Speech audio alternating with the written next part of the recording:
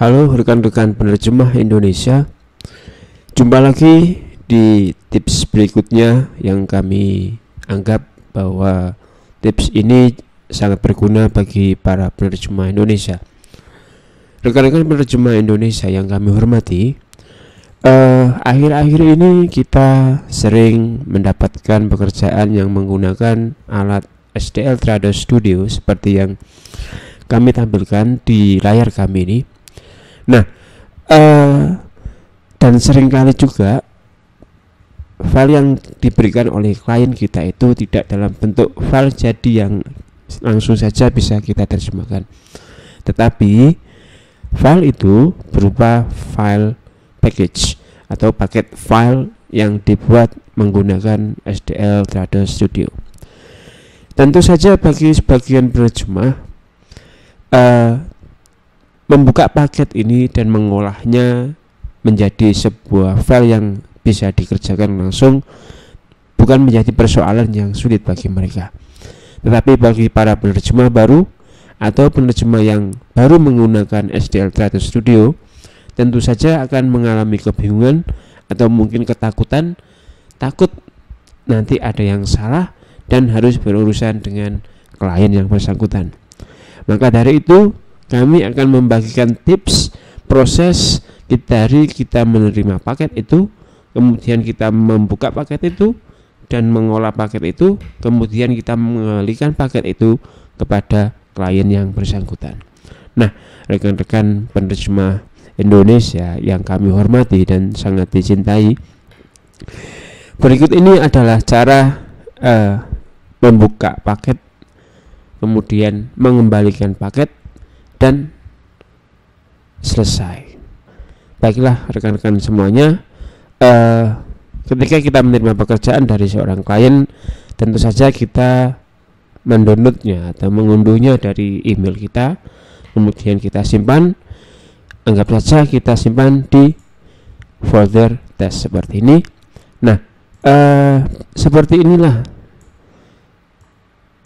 salah satu bentuk paket yang dikirimkan oleh klien kita. Nah, perlu diketahui bahwa dalam proses pengiriman, dalam proses proyek, dalam proses manajemen proyek, kadang-kadang kita diberikan file yang sudah dalam bentuk STL Xlib seperti ini, tanpa dibungkus dengan namanya paket itu, sehingga kita bisa langsung mengerjakannya seperti ini. Kita buka. Oke, kita tunggu sebentar. Nah, sehingga langsung terbuka seperti ini. Kita langsung bisa menerjemahkannya. Kita tidak perlu mengembalikan paket tersebut. Kita cukup menerjemahkan, selesai, kita save dan kita kirim. Tapi tentunya hal ini lain ceritanya jika kita berurusan dengan paket seperti ini. Nah, apa yang harus kita lakukan? Sebenarnya mudah saja. Kita membukanya tentu saja, yakni dengan cara klik 2 kali. Nah, kemudian ketika kita mengklik 2 kali seperti ini, saya tarik sebentar, maka akan keluar keterangan open package seperti ini.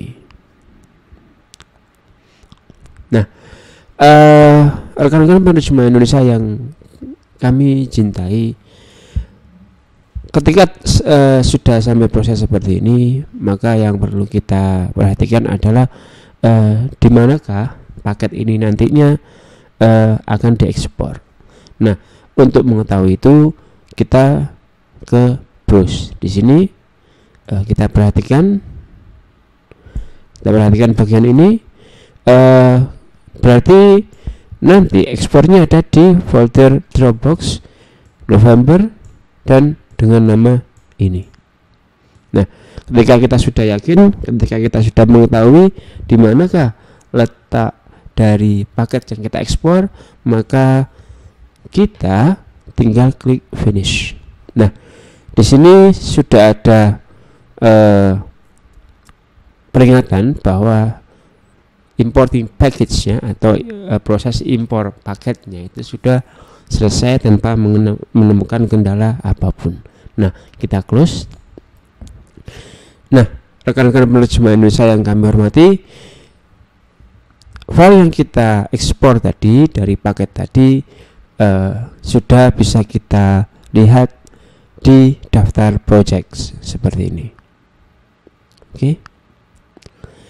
Nah, untuk memastikan di manakah letak dari proyek yang kita ekspor dari paket ini, kita ke sini klik sekali, kemudian klik kanan, kemudian kita klik open project folder. Nah, di sini seperti yang saya jelaskan tadi bahwa lokasi dari ekspor itu ada di Dropbox November 2015, kemudian dengan nama ini. Nah, ini lokasinya di sini. Ini paket tadi berubah seperti ini. Oke, kita close. Kemudian yang selanjutnya adalah kita menerjemahkan paket ini. Kita klik 2 kali seperti biasa.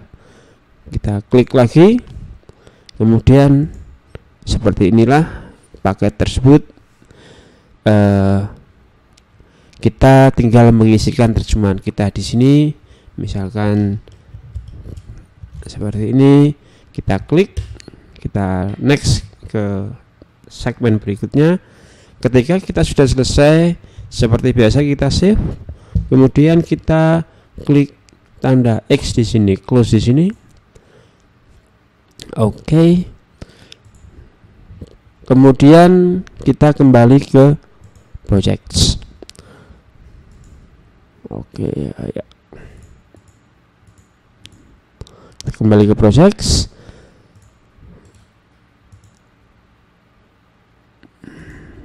Dan kita minimize sebentar, kita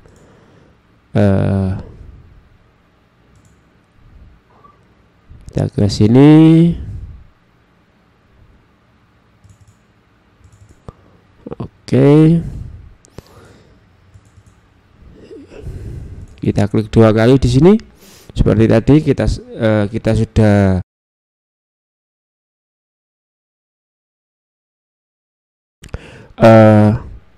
kita tinggal kembali lagi ke projects, kita klik sekali, kemudian klik kanan, kita kembalikan proyek ini. Jadi biasanya klien meminta return package ini.